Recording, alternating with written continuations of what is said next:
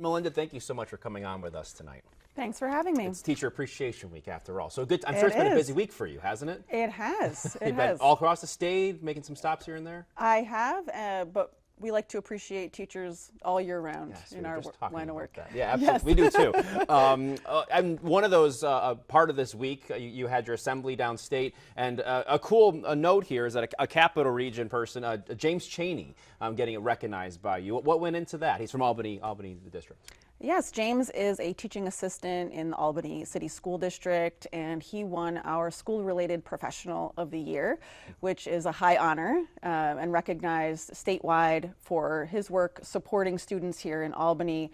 Right now he's at the high school, but he's also worked in various elementary schools. He is a model educator. He supports his students and really walks around his schools informing them that they can do anything. And I think if anyone out there sees him in school next week, make sure you give him a shout out. That's awesome. Congratulations to James for that. Yes. Of course, we're coming off of a time in the budget when education really got a lot of the headlines. We talked about it quite a bit because of some of the policies that were spoken of, the funding, and I think for the first time maybe people heard the words hold harmless, which if you don't know what that is, that means a school district will receive as much funding as they did last year in the upcoming years. As that was originally something that Governor Hochul wanted to take out. The lawmakers, legislature came back, wanted to put it back in. What's the future for that look like now that it's still in there, but now moving forward? So in the proposed executive budget, some districts were looking at cuts of 30%, 40%. It wasn't a small adjustment. It was something that districts would not have been able to maintain their educational program. Local districts like Burn Knox Westerlo had giant cuts. And we were able to advocate with legislators on both sides of the aisle. Democrats and Republicans worked together to make sure that that funding got put back. And now the conversation for next year is how are we going to update the foundation aid formula, which is the aid that drives most of the state funding to schools across the state. And I'm sure the Hold Harmless will be part of that conversation. Okay. And I remember, I think I saw you at one of those schools. Schuylerville was one of the districts. And what did you learn when you spoke with some of the superintendents, the teachers, when you went around and talked about the finances and what have you from what they were saying? The perception that school districts are sort of teaching to empty desks, right? That enrollment has declined, so therefore we can cut funding. We really blew that myth away, I think, when we went out and talked to educators in schools, because what we saw was that districts were actually using that decline in enrollment to invest in the things that they had always wanted to do in our schools. So provide extra co-teaching opportunities for students, invest in some extracurricular activities. Great things are happening in New York's public schools, and to propose cuts of that magnitude would have really taken us backwards. Yeah, I think I was speaking with Carrie Werner about that, and she said, yes, there are some declines, but it's a student here in one grade, a student there, and I think that's how probably it was defined for you too, right? Yeah, if you think about it on a very simple one classroom, right? If you have 23 kids in a class and then you have 21 kids in the class, how much money did you save, right? That's essentially a 10% decline. School district budgets require stability, and local taxpayers want to make sure that they're not constantly surprising their taxpayers with fluctuating tax bills. Yeah. So we need that money from the state. You just referenced the foundation aid and the formula that goes into that. Like you said, both across the aisle, both the Democrats, Republicans, kind of were all on the same page when it came to this. Rob Ort, at one of the Senate press conferences towards the end of the budget process, he had something to say about the proposal now that's in there of a study that's going to go on for the course of a year. Here's what he had to say about that. You're not going to just find some think tank. This has to be a conversation with elected leaders, with parents, with teachers, with superintendents. This has to be this is not just some academic whips up a white paper and says, here's your solution. What did you think about that? They're talking about more people at the table when it comes to reevaluating how foundation aid works. I completely agree. I think it's important that we hear from parents, that we hear from educators, superintendents, school business officials, all of the people who have a role in putting school budgets together. when it comes to the foundation aid, I think the governor originally said we want to put some money in different pots, right? You want to give it to schools that might need a little bit more. Is that, do you think, is what's going to happen moving forward? You know, when you might think some of these results come out, that there are schools that need more money and there might have to be dips in others? I think that there are definitely schools who need more money. The foundation aid formula has not been updated since 2007. So that's a long time. And once we update the formula, the poverty factors, the special education need factors, these things are going to drive money in the areas that it's needed the most. And it's important that we're updating the formula, but it's also important that we're not only looking at the factors that would cut funding, right? We also want to make sure that districts get the money that they need. So let's talk about school safety, and it's interesting. We have a studio here in Schenectady. Niskayuna High School is right next door, and you've probably seen on some of our broadcasts regarding a bit of a debate going on right now of putting a school resource officer or multiple back in their school. They haven't had them since 2008. For this process of doing that, you know, what do you think is the best way to implement or talk about this when it comes to a school resource officer in a school in New York? We think these decisions are best made locally. So deliberations at the school board level and with the administration and the staff and the parents, that is the best way to determine what's appropriate for that particular community. How safe are New York schools right now? New York schools are very safe. We have obviously some very well publicized incidents that have happened in school buildings, but school buildings are protected. They have regulations regarding who can enter and who can't. We have to make some change with regard to what's happening outside of schools so that we can make sure we keep our schools as safe as possible. What do you mean by that? Well, one of the things we need to do is work on legislation, common sense gun reform laws, and making sure that guns are maintained in a secure format. Because right now, one of the bills we're pushing for in coalition with the Moms Demand Action is a bill that would inform parents about the importance of securing their firearms at home. Yeah, we saw a tragedy happen in Schenectady a few months ago regarding a firearm in home with young individuals. When you talk about legislation, I think it was pitched last year of limiting school lockdown drills. I think it was 4 to 2, is that right? Yes. And of course, the school lockdown drills are something that every kid, teacher has to go through, a school assistant, if you will. What do you think about how those are conducted, you know, right now? And because I went to the press conference last year, and they talked about, you know, the people that were advocating for it said, well, this is, you know, mentally on my child. It's traumatic, and we want to limit that. What is your kind of take on how they're conducted and what should be happening moving forward when it comes to those? I think the conversation that's been happening about whether it should be 4 or 2 is actually less important than how they're conducted. And the state education department actually just addressed this issue in some recent regulatory advice that they put out, saying that these drills should be trauma informed, which means sensitive to the developmental age of the student population and also appropriate for the setting. So students with special needs in particular may not react the same way that other students. Students need to be told that it's a drill so that even while they're going through the motions, they're not actually living through what could be a traumatic event. So making sure that they are done well is much more important than how many. Yeah, because I think some of the people I spoke with that said, well, I want to make sure my kid knows what to do, right? I think that's probably the most important part, but there's other things that are wrapped around that. Is that what you're saying? That need to be, help enhance, or I guess not enhance, but be guardrails around the experience. Yes, there are things that kids need to know to do, and you want to do it enough times that it is instinctual in an emergency, but you don't necessarily have to reenact or replicate a real live incident in order to make it happen. We've talked a lot about students. How about teachers? Because it is Teacher Appreciation Week. What right now is the biggest challenge facing teachers right now in New York State? Wow, only one? We'll get to maybe a couple of them. But. Well, one of the things that's on the top of our legislative agenda for this year is fixing teacher evaluation system, APPR as it's known. Yeah. Right now, teacher evaluations have to include student performance measures otherwise often called tests. And it has really led to driving instruction that we don't believe is in the best interest of our students. And so with the legislation that we have crafted together with the state education department and superintendents, school board association, all of the and parents, we have a bill that we're advancing to return teacher evaluation to local control. And that's probably going to be our top priority for this year in the legislative session. Sort of big picture problem is we have the educator shortage.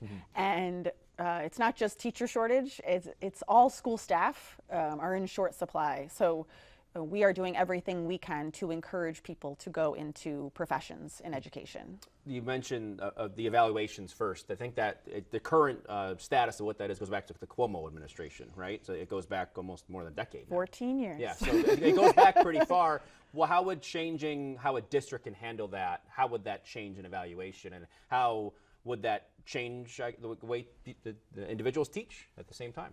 So the way that it's done now, it has removed a lot of the professionalism and the autonomy that educators have in terms of their classrooms. And the relationship between principals and teachers is really important. It should be an environment where principals are supporting educators and are helping them grow professionally. Teachers are lifelong learners and constantly improving their practice. But the system we have now is built on a gotcha system, right? If your kids don't get scores on a particular test, or if they don't improve in a certain amount, then you could lose your job, right? And that's not any kind of workplace environment that most people would choose for themselves. When it comes to the shortage, like you said, of staff at this level, what are some of the incentives? Because you do look at other states, and the investments New York makes in education is at the top. So what has to change and maybe be structured differently to help facilitate more teachers at the same time? So class size is a big factor. We are supportive of legislation that would actually cap class sizes at certain levels by grade. And that would allow educators to have the ability to form those relationships with students in terms of knowing their students, knowing the best way to educate them, differentiating how they instruct. And that's a big part of your workplace quality, or the quality of your job, right? Your just satisfaction. Yeah. And I think improving that, but also salaries always matter. But one of the great things about being a public servant is the pension. And over the last 10 or so years, we've had new tiers to the pension system here in New York, which have made public service less attractive.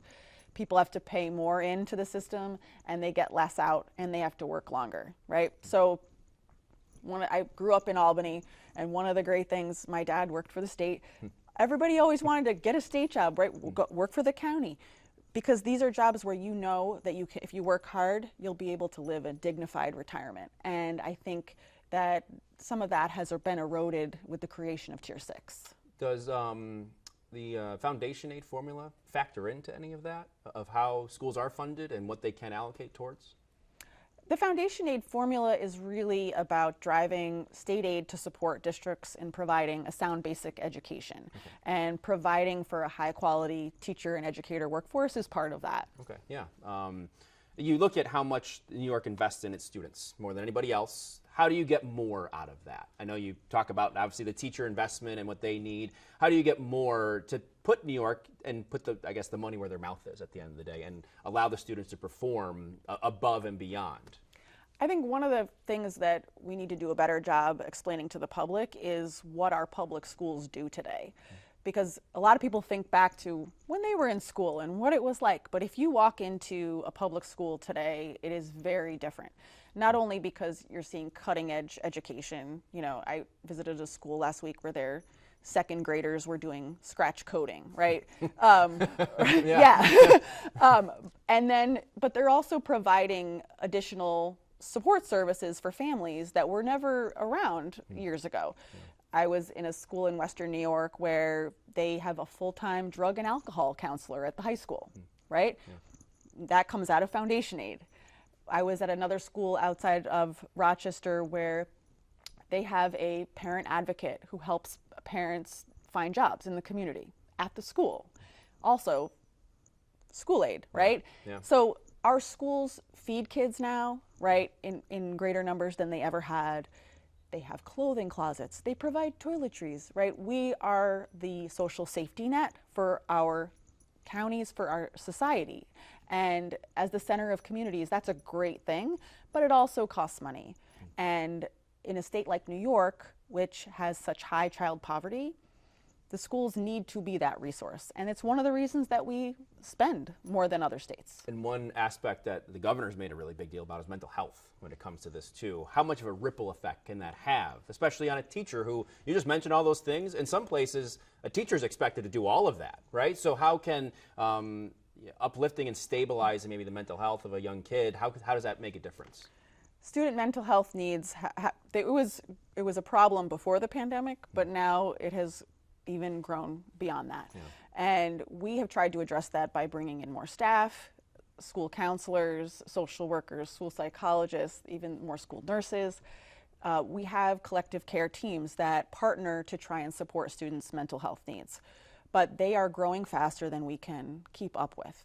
And it is falling on teachers and on educators, but the solution really is to get more mental health professionals into our schools. And I think that also leads itself to the absenteeism issue that we have. You have the stat, 2019 it was 15%, 2023, 26%. How do you reverse that trend? Well, unmet health needs is one of the main reasons that kids miss school. They are providing health care to all students and in an accessible way is a prime driver of absenteeism. Number two is roll back some of these high stakes tests. Why? Because with the overemphasis on testing, school's less fun. I mean, it's simple, but it's true.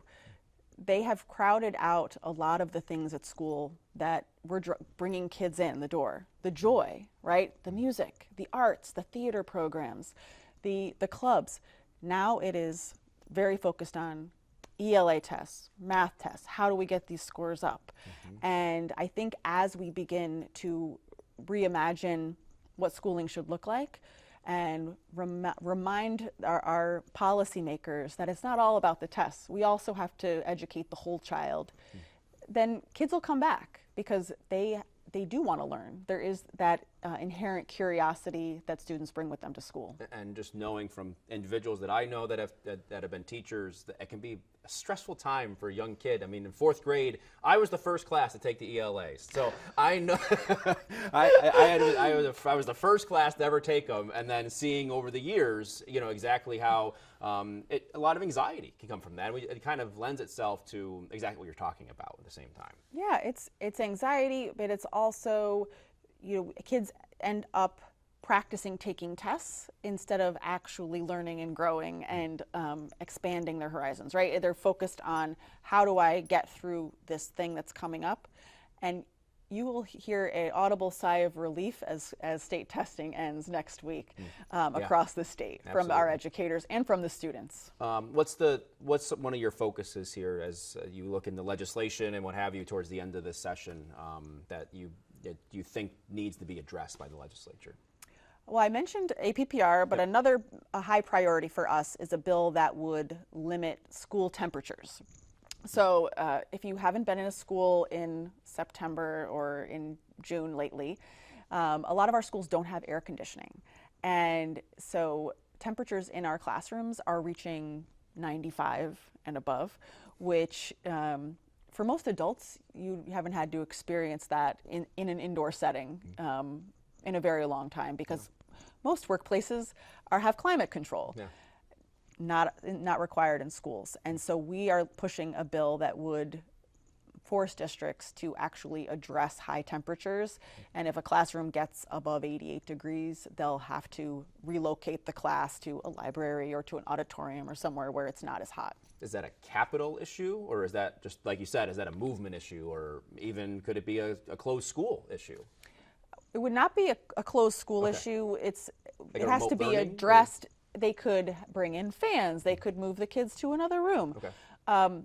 We want to encourage schools to start planning and investing in the infrastructure to actually address these issues, because you know, I tell legislators, you have laws that protect shelter dogs from this kind of heat, right? Yeah. But you don't protect our school children, and that's not acceptable, right? And for our members, the teachers and the people who work in the school, they're trying to do their jobs, they're trying to educate students, and they're like little wilted flowers on the desk because it's that hot. Yeah, little red cheeks. Yeah, we've all seen it. Yeah. So it's really hard to actually deliver instruction in that kind of environment. You know, I brought up capital needs, and that triggered another question I had about finances. Just to go back to the Foundation Aid conversation, because I remember the argument from the governor was the reserves that some of these districts had, and that they weren't being touched, and there's a cap, of course, and superintendents, are at the cap or above the cap. From talking to them, what did you learn about that aspect of this? And the governor arguing, hey, like they have this money, and they're kind of hoarding it, I guess, is kind of how I understood it. I would say the vast majority of school districts are not hoarding money per se. They are being fiscally responsible because we have a federal fiscal cliff, right, that's coming, that they don't want to have to do layoffs. They don't want to have to cut programs. And so, I would never be in favor of hoarding money or squirreling it away. But you do have to maintain a stable school district. And to the extent that they were trying to do that, I think that's fine. If districts were exceeding the 4%, then they should spend the money. I think I did speak with a superintendent or two who said they also, I know this is the first couple years that Foundation Aid has been fully funded, but at the same time they said we don't know if the state and when they would come in to help, right? And that's why they wanted this money. Is that what you heard as well? And that's why they said there's a lot of unknown when it comes to the state or any other kind of funding for them. For superintendents who've been around for a while, right, who've lived through the recession of 2008 or the prior recessions, right, it's not necessarily been something that we could depend upon, a consistent funding stream. Yes, there were 2 years of giant increases in school funding, and we are so appreciative of that investment, but they're always sort of waiting for the floor to drop out, right? And when is that money going to be dropped? And with a tax cap in place, they can't even make up that revenue at the local level. So they are, I believe, trying to do the right thing. All right, let's get to you. There was, we went through your 20 things and some of the background. We were talking about your children earlier, but I want to know what it was like growing up. A family of foster kids, right? And you had how many growing up? Well, I lost track because there were so many, but we had at least 30 that stayed with us for over a year. And 8 of them were adopted. So I have 8 adopted siblings, but then many more were with us long enough that I consider them my siblings. Yeah. So I think the most kids we ever had at a time was 8. Yeah. So I think it's really applicable because I guess I can ask, how did that shape who you are today at the end? And seeing different people, probably from different walks of life, come and live with you. It's not just like a kid that goes to school and you meet some kids that from the other sides of the town. I mean, there are people that live with you. Like, what was that like? Well, my parents also did hard to place older kids. So kids that would otherwise have likely been in a group home or an institution. And so they were kids who grew up with really challenging early life experiences. And so I think, the impact it had on me is I have a lot of empathy for kids who start off disadvantaged and, don't have a chance to have a lot of the privileges that I did. And my parents are like saints. So I'm like, I bow down to them and so have so much respect for all that they have done. For me, it was, people are always like, well, didn't you feel like, there was a negative impact on you? And not at all. It was completely eye-opening, and my parents showed me what it was like to give unconditional love to children. And so I think, interestingly, it's my parents care for other people's children, and that's what our teachers do every day. Yeah. So it's kind of like a similar connection for me. You keep in touch with some of them? Oh yeah, most. Really? Most, really? Yeah. I was thinking, like we were saying, I have 3 sisters. Sometimes it's tough to keep in touch with them. So oh yeah, no, I keep in touch with most of them, but it is. I grew up in a huge family, and so it's Now me only having 4 kids, it actually seems like a normal, manageable size family. Yeah, right. It's nothing compared to that, Nothing right? compared to that, no. Some days, probably more than others. Yeah. Melinda, we really appreciate your time. Thanks for coming on, and we'll talk to you soon. Thank you.